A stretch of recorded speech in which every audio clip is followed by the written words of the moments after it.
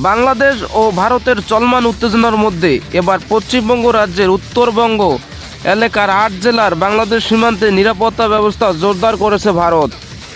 সোমবার ২ ডিসেম্বর শিলিগুড়িতে এক সংবাদ সম্মেলনে ভারতীয় সীমান্তরক্ষী বাহিনীর বিএসএফ উত্তরবঙ্গ ফ্রন্টিয়ারের আইজি সূর্যকান্ত শর্মা এসব কথা বলেন।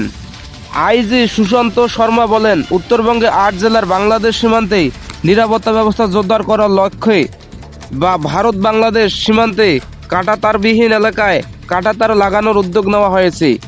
সংবাদ সম্মেলনে বলা হয়, উত্তরবঙ্গের ৮ জেলার রয়েছে ১,৯৩৭ কিলোমিটার ভারত বাংলাদেশ সীমান্ত। সেই সীমান্তে নিরাপত্তা বাড়ানো হয়েছে।